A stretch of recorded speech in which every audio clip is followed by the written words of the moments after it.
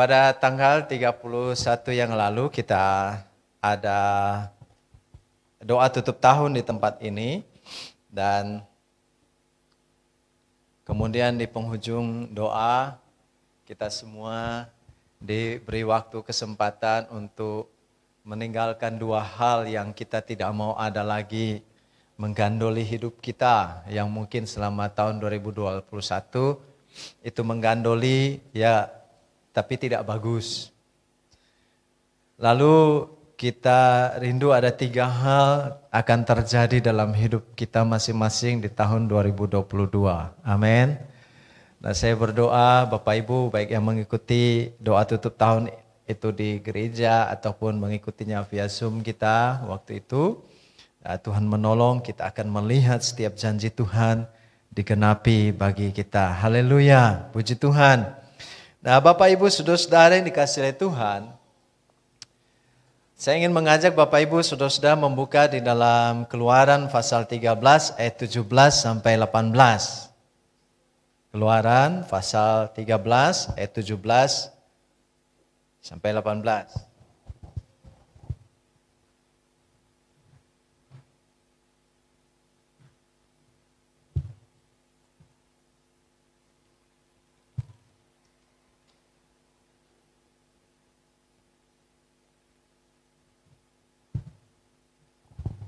Bapak Ibu, saudara-saudara yang ada di rumah juga boleh buka Alkitabnya. Kita akan baca 2 ayat ini saja dulu. Keluaran pasal 13 ayat 17 sampai 18. Keluaran 13 ayat 17 sampai 18, demikian firman Tuhan. Judul perikopnya, Allah menuntun umatnya. Setelah Firaun membiarkan bangsa itu pergi, Allah tidak menuntun mereka melalui jalan ke negeri orang Filistin, walaupun jalan itu yang paling dekat. Sebab firman Allah, jangan-jangan bangsa itu menyesal apabila mereka menghadapi peperangan, sehingga mereka kembali ke Mesir. Ayat 18. Tetapi Allah menuntun bangsa itu berputar melalui jalan di padang gurun menuju ke laut Teberau. Dengan siap sedia berperang berjalanlah orang Israel dari tanah Mesir. Amin. Janji Allah bagimu. Janji Allah bagimu. Ini tema yang akan kita bicarakan malam hari. Saya akan menyampaikan dari tema ini buat kita mengawali tahun 2022. Bapak Ibu saudara-saudara yang dikasihi Tuhan. Saya tidak tahu apakah 3 yang kita rindu terjadi, yang saudara bawa di dalam doa tutup tahun itu adalah menjadi janji Allah bagi saudara. Ataukah Allah saudara yakin pada akhir penghujung tahun mungkin memasuki tahun 2022 sepertinya menjanjikan hal-hal tertentu bagi hidup saudara, di mana mungkin itu menjadi harapan, kerinduan, atau mungkin Tuhan sendiri bicara lewat firman-Nya meneguhkan saudara bahwa Dia ingin menggenapkan janji tertentu bagi hidup saudara pada tahun ini. Saya tidak tahu, tapi Allah selalu punya janji bagi setiap kita. Nah, Bapak Ibu saudara-saudara yang dikasihi Tuhan, janji Allah bagi saudara dan saya. Nah, kita melihat saudara-saudara bagaimana Allah mewujudkannya. Kalau kita membaca secara rinci kitab Keluaran dari pasal 1 ya sampai pasal 20 saja mungkin sudah selesai, kita sudah tahu. Kemudian kalau Bapak Ibu selesaikan membaca kitab Keluaran, kita tahu endingnya, tahu ujung dari janji Allah tersebut. Umat Allah memiliki janji dari Allah bahwa mereka akan diam di sebuah tanah yang telah Allah janjikan kepada nenek moyang mereka. Ratusan tahun yang lalu telah dijanjikan dan Allah ingin menggenapinya. Dan kemudian Bapak Ibu saudara-saudara yang dikasihi Tuhan, mereka berjalan keluar dan ujungnya adalah kita sudah tahu. Mereka sampai pada janji Allah. Sampai di sana. Itu akhir perjalanannya, itu endingnya.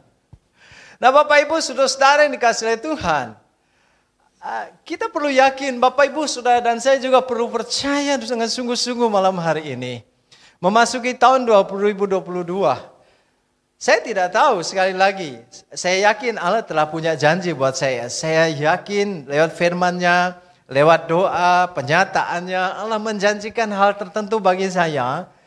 Akan Dia genapi pada tahun 2022.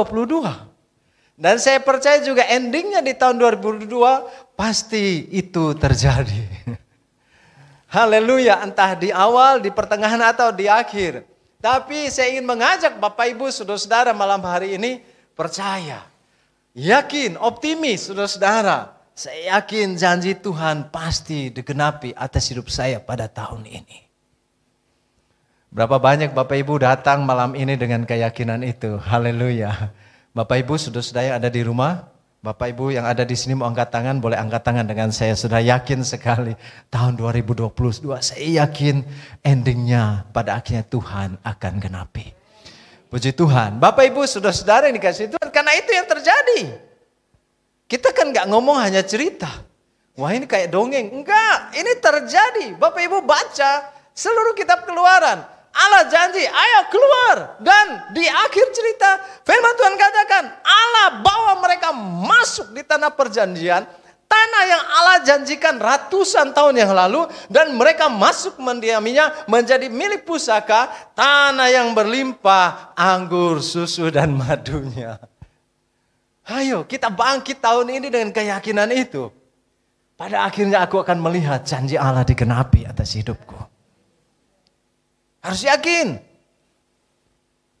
Saudara-saudara, kalau kita membaca secara teliti kita akan mendapatkan, jadi proses terjadinya penggenapan itu, proses di mana Allah mewujudkan janjinya itu rupanya ada lewat jalan lurus, ada lewat jalan berputar. Ya. Nah mungkin pertanyaannya kenapa dibuat jalan berputar? Karena di ayat 17-18 Allah tidak memilih jalan lurus, padahal kalau pilih jalan lurus itu jalur yang paling dekat. Kalau kita melihat di peta Mesir gitu ya. Lalu saudara lihat ada arahnya di atas sedikit ada Gaza gitu ya. Nah itu kawasannya Filistin salah satunya dulu ya. Jadi ada 5 kota di situ. Dan kemudian itu jaraknya dekat sekali. Ya. Tinggal jalan lurus saja, itu yang dimaksud jalan lurus. Yang pertama adalah Allah bisa pakai jalan lurus ini. Dan itu cepat. Jadi janji Allah itu tergenapi dengan sesegera mungkin. Haleluya. Nggak nunggu lama-lama saudara-saudara. Tapi rupanya di ayat 18 Allah tidak pakai jalan itu. Ada cara kedua yang Allah buat adalah untuk mewujudkan janji atas hidup saudara dan saya. Ketika belajar kehidupan umat Allah, bagaimana Allah mewujudkan janji atas hidup mereka. Allah bawa mereka jalan berputar. Firman Tuhan katakan, di bawah jalan berputar. Nah kenapa tidak jalan lurus? Karena kalau mereka, Allah izinkan jalan lurus, jalan ini penuh dengan pertempuran nanti. Orang-orang bangsa-bangsa, minimal 5 kota yang akan mereka lewati, itu adalah bangsa-bangsa yang tangguh dan biasa berperang. Dan bangsa ini terkenal sekali. Ya, mereka jago perang. Lalu umat Allah bagaimana? Mereka nggak terlatih perang, saudara. Mereka di tanah Mesir kira-kira 400 atau 430 tahun. Kalau catatan kisah para rasul 400-an tahun. Kalau kita baca kitab Keluaran sekitar 430 tahun. Kitab bilangan juga sekitar 410-420 tahun. Kira-kira 400 tahun lah di rentang itu. Mereka tidak terbiasa perang. Nggak biasa. Jadi mereka keluar nggak bawa apa-apa, nggak bawa alat perang, nggak mikir akan perang. Dan kalau pakai jalan lurus, mereka akan perang. Dan Tuhan tidak mau pakai jalan ini, pasti mereka mundur. Ini mereka nggak terlatih, 400 tahun biasanya kerja, nggak perang-perang, nggak ada perang, saudara-saudara. Allah tidak pakai jalan lurus, walaupun jalan ini termudah, tercepat. Haleluya, puji Tuhan. Tapi Allah pakai jalan berputar. Mengapa? Jalan berputar namanya jalan berputar agak jauh. Kan butuh tenaga, butuh fisik. Saya bayangkan ada yang mengkalkulasi, ada yang menghitung kira-kira total umat Allah yang keluar di total. Ya yang dicatat berapa ratus ribu, tapi kan belum dijumlah dengan wanita, kemudian anak-anak, kemudian orang sepuhnya, lalu bangsa lain yang mengikuti mereka. Diperkirakan jutaan manusia jalan. Dan dia Allah ajak mereka jalan berputar. Kenapa nggak jalan lurus, jalan berputar? Nah, jalan berputar ini tidak perlu ada pertempuran. Walaupun di beberapa lokasi sudah lihat mereka menghadapi musuh. Tapi nggak serumit jalan lurus itu tadi. Nah, Allah izinkan jalan berputar. Mengapa? Ini butuh tenaga. Tapi mereka sudah terlatih bekerja setiap hari, sudah panasan setiap hari. Jadi mereka punya fisik yang tentu lebih kuat. Ya, 400 tahun jadi budak, artinya jadi pekerja di tanah Mesir. Mereka sangat terlatih kalau hanya cuma jalan, ya, tanpa peperangan. Dan tentu mereka nggak bawa apa-apa. Sama sekali nggak ada pikiran di pikiran mereka kecuali mereka bawa roti. Roti pun roti yang nggak beragi. Mereka bawa bekal mereka, bawa ternak mereka, lalu mereka bawa harta benda mereka dan yang mereka minta dari bangsa Mesir ketika mereka akan keluar. Nah, saudara-saudara yang dikasihi oleh Tuhan, jadi rupa-rupanya satu yang kita harus yakini, satu hal ini, bahwa ketika Allah janji buat saudara dan saya, Dia pasti mewujudkannya. Kalau Allah janji buat saudara memasuki tahun ini, Dia janji buat saudara sesuatu, Dia pasti genapi buat saudara. Hanya persoalannya jalan mana yang akan Allah pakai. Buat saya nggak ada masalah. Malam ini kita tahu rupanya kadang kita butuh sabar. Kalau Allah izinkan kita melewati jalan berputar.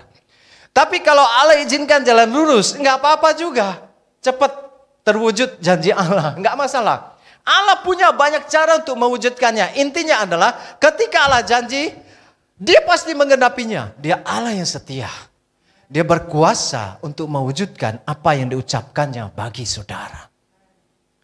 Kita hanya butuh keyakinan itu. Cara Allah bagaimana? Enggak ada masalah. Nah, saudara-saudara, kadang jalan berputar. Kenapa kita mikir jalan berputar? Kadang berputar-putar ini penting juga. Kita ada melihat banyak orang mengalami mujizat, mengalami pertolongan Tuhan. Saya pernah mendoakan seorang sakit. Lalu kita datang berdoa. Bapak belum percaya Yesus, jadi selalu kita tanya, Bapak mau percaya terima Yesus sebagai Tuhan Selamat? Oke, kalau mau kita layani, kita doakan, kita bimbing. Terima Yesus, lalu kita mulai doakan sakitnya. Nah, ketika kita doakan sakitnya sembuh. Dokter nyatakan sembuh. Seketika sembuh. Jalan lurus, Tuhan kasih. Tapi masalahnya adalah Bapak ini nggak tahan lama, sebentar saja kemudian sudah tinggalkan Tuhan. Nah, repotnya jalan lurus begitu, sudah cepat selesai terwujud, lalu tinggalkan Tuhan, lupa. Karena begitu bergumul, wah Tuhan janji seperti ini, Tuhan genapi begitu cepatnya seperti itu keajaiban dan mukjizat, lalu terjadi dan dialami, akhirnya lupa sama Tuhan. Nah, kadang kita perlu bersyukur kalau Tuhan janji sesuatu buat saudara. Tapi kok lama, kalau seperti saya diajak jalan-jalan berputar. Kalau tahun ini sudah mengalami, saya tidak tahu jalan mana yang Tuhan akan izinkan saudara lewati untuk mewujudkan janji atas hidup saudara. Saudara harus percaya saja, saya percaya bahwa Dia pasti menggenapinya. Jalan mana yang akan Dia pakai nggak ada masalah. Kalau Allah izinkan jalan berputar, maka kita perlu bersyukur. Mengapa saudara-saudara? Karena pengalaman itu penting. Katakan sama-sama, pengalaman itu penting. Pengalaman itu penting, mengalami Tuhan itu penting, saudara-saudara. Jadi jalan berputar itu kira-kira memakan waktu 40 tahun loh, mereka jalan.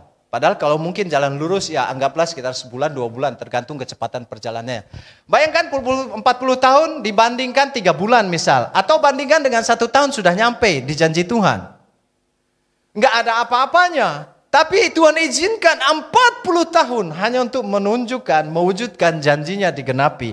Umat Allah dibawa untuk melewati jalan berputar begitu panjang, begitu lama saudara-saudara. Kalau kita menghitung dengan teliti di kitab Keluaran saja, atau di kitab Taurat lah, Keluaran, Imamat, Bilangan, Ulangan, maka kita akan mendapatkan sampai di Yosua.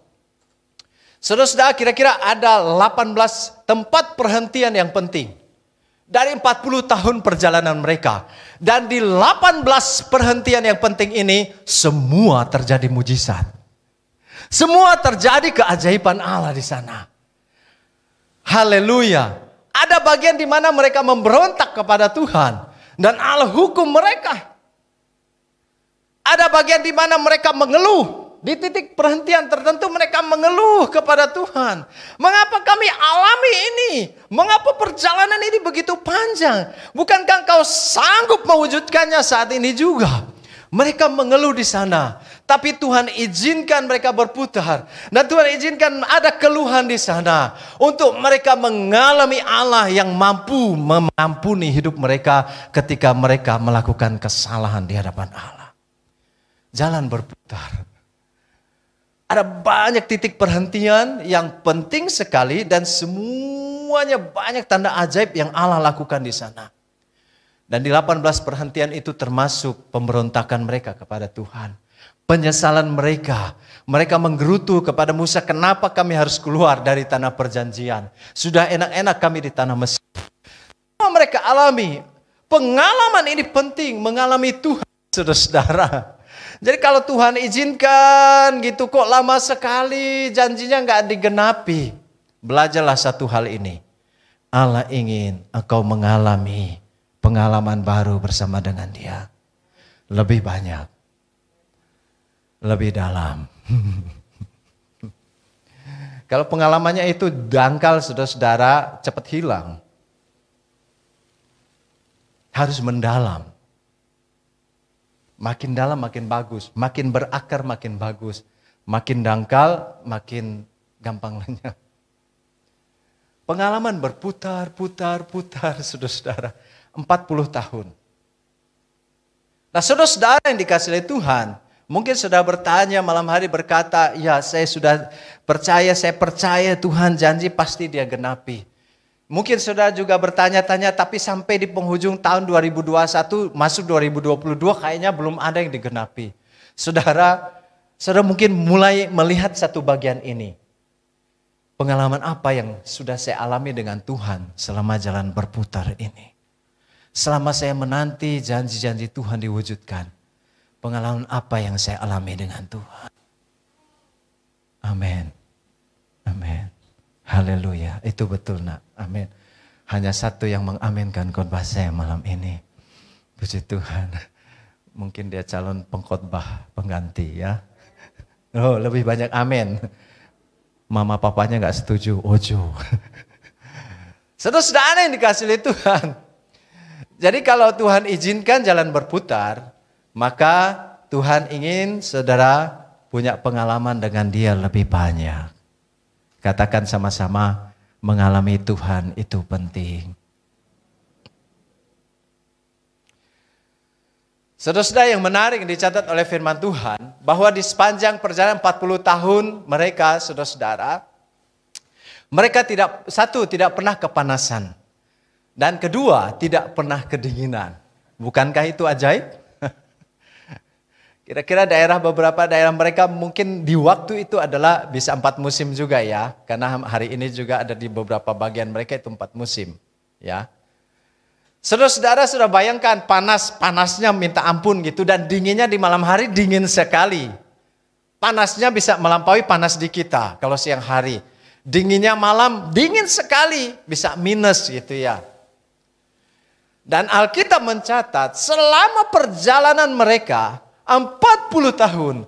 Mereka waktu dingin tidak pernah kedinginan.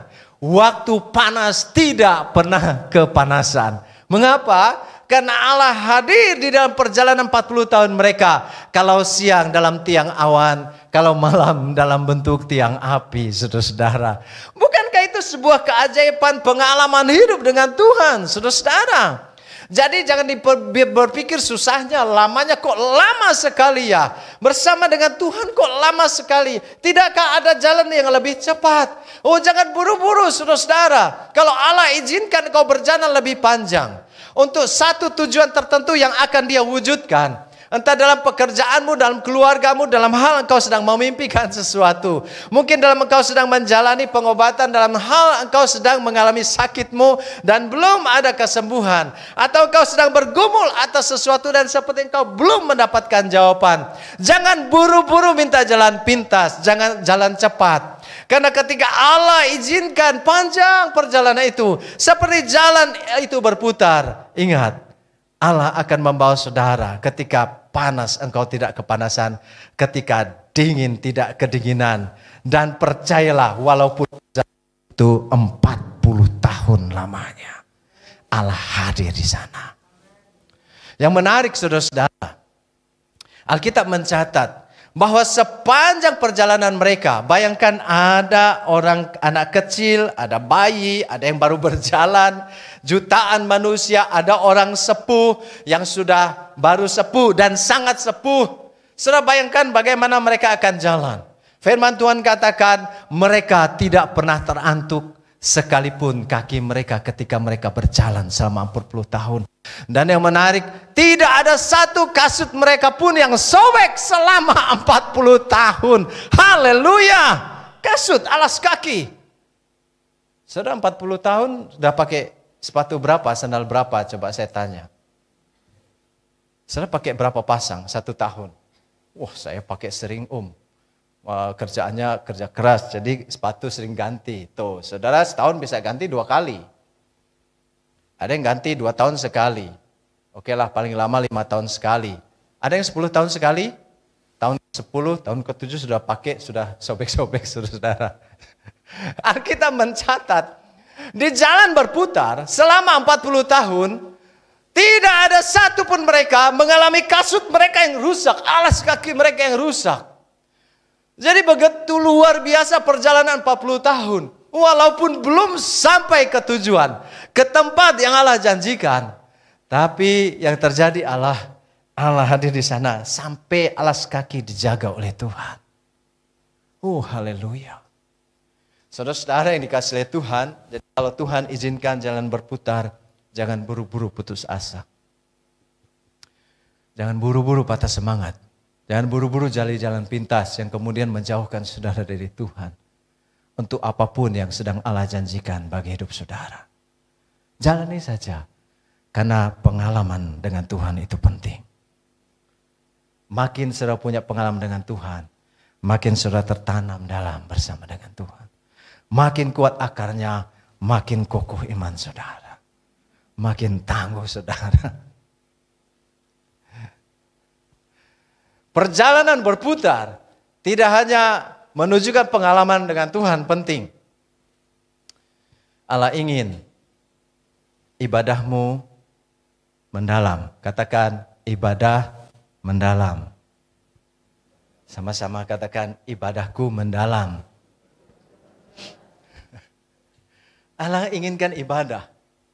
Saudara-saudara yang dikasihi oleh Tuhan, kalau kita membaca di dalam teks firman Tuhan, yang menjadi alasan kemudian kita membaca dengan teliti mungkin misal dari pasal 3, di mana Musa dipanggil yang akan memimpin umat Allah keluar. Apa yang terjadi? Pertama terjadi adalah bahwa Allah menjumpainya di semak belukar. Di mana itu? Di Gunung Horeb. Kelak saudara temukan di pasal 11 itu adalah Gunung Sinai. Horeb atau Gunung Sinai. Allah menyatakan dirinya kepada Musa sendirian. Saudara tahukah saudara kita diciptakan, Allah ingin kita menyembah Dia, manusia menyembah Dia. Allah ingin kita menyembah Dia. Nah, tujuan saudara dan saya ada supaya saudara menjadi penyembah yang benar. Menyembah Dia, menyembah Allah. Dan dia ingin itu semakin mendalam terjadi. Kenapa tidak jalan lurus? Kenapa tidak langsung strike dan sampai di janjinya kepada tujuan yang telah ditentukannya, kepada berkat yang telah disediakannya, kepada apa yang telah Dia berikan kepada saudara di depan saudara dan tinggal jalan lurus dan itu terjadi. Harus jalan berputar. Allah ingin buat ibadah kita mendalam. Ibadah mendalam, saudara-saudara. Saudara dan saya tujuan kita kita menyembah Dia. Perjumpaan pertama adalah itu sangat pribadi. Jadi Allah menjumpai Musa, Allah menyatakan dirinya, menunjukkan dirinya, ini aku. Semak belukar itu tidak terbakar. Dan Musa menanggalkan semua kasutnya, dia berlutut menyembah Allah di sana. Tuhan panggil dia. Dan kemudian sampailah di Mesir, saudara-saudara. Apa yang terjadi? Yang menjadi alasan utama, saudara-saudara, mengapa kemudian Musa menghadap di surut Tuhan kepada Firaun, ya, Raja Mesir. Mereka harus menyembah kepadaku. Mereka harus beribadah kepada Allah. Itu alasannya. Saudara, 400 tahun, 430 tahun mereka ada di tanah perbudakan, ada hidup sebagai pekerja. Dan kemudian tepat di 400 sekian itu Allah ingat janji, bukan Allah ingat janji, Allah mewujudkan janji, dia mulai mewujudkan janjinya. Tapi tidak langsung terwujud loh. Allah bawa mereka berputar, mengapa? Allah ingin mereka beribadah. Kita tidak ada informasi apapun dari kitab Keluaran. Ketika umat Allah 400 tahun tinggal di Goshen, apakah mereka menyembah kepada Allah seperti nenek moyang mereka, Abraham, Ishak, dan Yakub? Kita tidak ada informasi yang sangat rinci. Latihan apa yang terpenting ketika jalan berputar, saudara-saudara? Allah ingin penyembahan itu terlatih dan semakin mendalam. Jadi bukan persoalan bahwa engkau akan mengalami janji Tuhan. Dan pada akhirnya di puncak perjalanan dan mereka mengalami janji Tuhan. Mereka memiliki tanah pusaka yang tidak pernah mereka perjuangkan. Allah mengerjakannya bagi mereka. Allah menyediakan bagi mereka. Mereka tinggal memasukinya. Allah berperang bagi mereka. Dan kemudian mereka menaklukkannya. Mereka tinggal menikmati hasilnya. Mereka mengambil madu, mengambil anggur, mengambil susu yang menjadi kelimpahan di tanah itu. Allah yang sediakan, saudara-saudara. Allah sanggup bawa mereka langsung ke sana dan memang mereka sampai ke sana. Tapi Allah bawa mereka pada jalan berputar. Supaya penyembahan kepada Allah terjadi mendalam.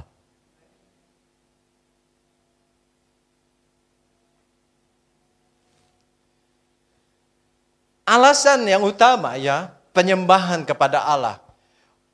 Allah menyuruh umatnya keluar dan engkau Firaun harus izinkan mereka keluar. Dan Firaun tidak mau loh. Siapa Allah itu sehingga aku harus tunduk kepada dia? Tuhan kasih tulah satu, nggak mempan. Siapa Allah sehingga aku menyembah kepada dia? Allahnya punya satu alasan mengapa umatku harus keluar dari tanahmu. Mereka harus menyembah kepadaku kembali. Mereka harus menyembah kembali kepadaku. Gak ada alasan lain. Cuma satu til. Satu doang. Gak ada alasan lain. Terjadi tulah kedua. Malah petaka ketiga. Malah petaka keempat. Kelima, tulah ketujuh, ke-8. Tulah ke-9. Firaun masih katakan, siapa Allah sehingga aku harus menyembah kepada dia dan mengizinkan bangsa ini keluar dan menyembah kepada dia. Siapa? Musa bilang, ini umat Allah. Kau harus izinkan mereka keluar beribadah kepada Allah. Firaun gak mau. Kasih tulah ke-10. Baru dia ngeh. Baru sadar, ya udahlah. Yo, angkutan semua. Saat ternak-ternakmu bawa. Dan kamu sembahlah Allahmu. Kalau engkau sembah dia, jangan lupa doakan aku juga. Haleluya. Kalau sudah kepepet begitu, saudara-saudara. Saudara-saudara yang kasih Tuhan, enggak ada alasan lain. Saudara tidak akan menemukan alasan lain. Mengapa bangsa umat Allah ini keluar? Disuruh keluar. Hanya satu alasannya. Mereka harus beribadah kepadaku kembali. Mereka harus kembali beribadah kepadaku. Dan kemudian jalan berputar. Jalan berputar itu supaya ibadah itu makin mendalam. Makin mendalam. Makin mendalam. Saudara-saudara yang dikasih oleh Tuhan. Kemudian pasal 19 mencatat di kitab Keluaran. Mereka sampai di Gunung Sinai. Di tempat Musa berjumpa dengan Allah, Allah menyatakan dirinya. Kali ini, sudah perhatikan baik-baik. Kali ini Allah menunjukkan dirinya tidak hanya kepada Musa. Tapi kepada jutaan manusia. Bahwa dia Allah yang harus disembah. Tepat di mana Musa pertama kali berjumpa dengan Allah. Sudah perhatikan betapa penting jalan berputar.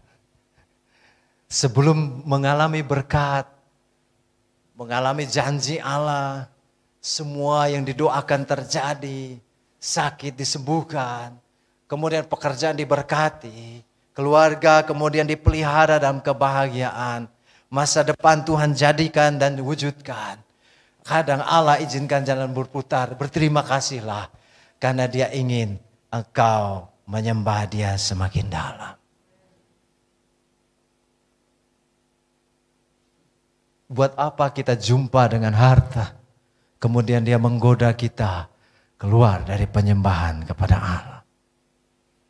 Buat apa kemudian kita dapatkan kedudukan tertentu, pekerjaan tertentu yang lebih besar, kemudian keluarga yang menjadi mungkin kita rasa lebih baik, namun akhirnya makin jauh dari penyembahan kepada Allah. Untuk apa? Untuk apa ketika dompet kita mungkin ditambah tebal, entah tebal karena ya tambah tebal mungkin karena uangnya lebih banyak. Kemudian mungkin pekerjaan saudara makin meningkat. Apa saja Tuhan wujudkan, Dia sanggup wujudkan. Atau mujizat sesegera mungkin terjadi, keajaiban sesegera mungkin terjadi. Tapi kemudian tidak membuat kita berakar di dalam penyembahan kepada Allah. Yang Allah mau, saudara-saudara, bagi Dia mewujudkan janjinya itu bukan masalah yang sulit. Tapi kalau Dia izinkan jalan berputar, saudara diajar untuk menyembah Dia lebih dalam. Saudara dan saya diajak menyembah Dia lebih dalam. Bagaimana menyembah? Bagaimana kita diajari apa menyembah itu? Rujukan firman Tuhan yang paling sederhana, saya rasa yang mudah dipahami, terdapat di dalam Roma pasal 12. Saudara boleh buka bersama-sama dengan saya.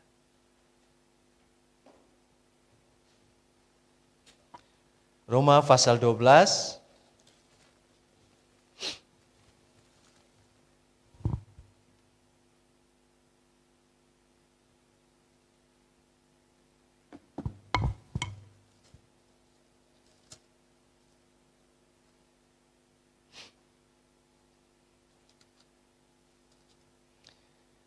Karena itu saudara-saudara, demi kemurahan Allah aku menasihatkan kamu, supaya kamu mempersembahkan tubuhmu sebagai persembahan yang hidup, yang kudus, dan yang berkenan kepada Allah.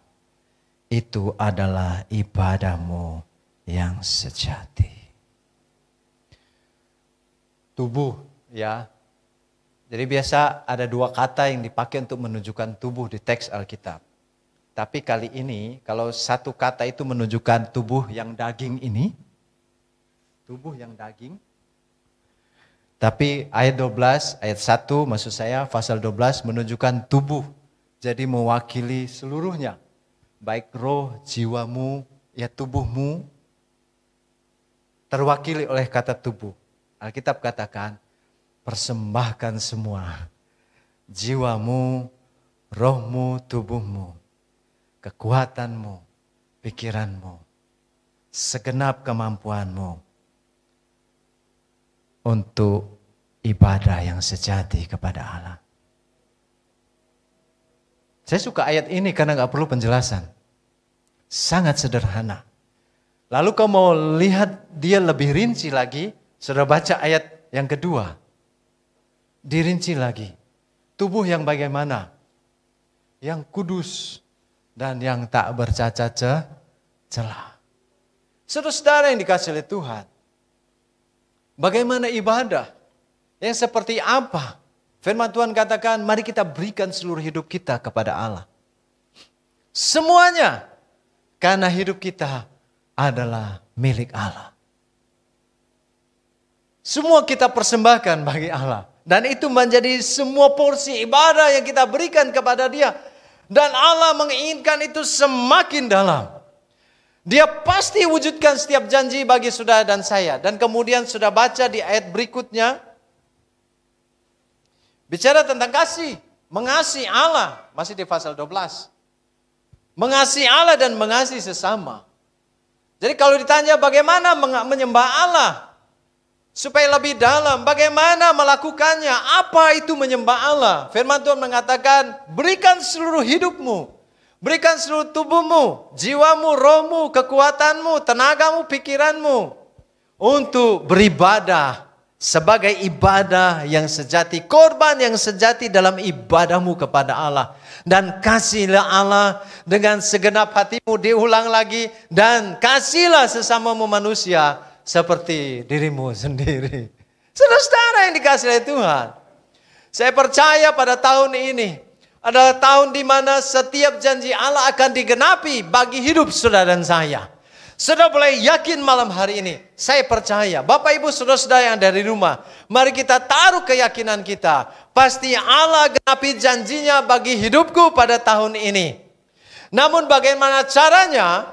Kalau Tuhan izinkan itu jalan lurus, katakan terima kasih Tuhan.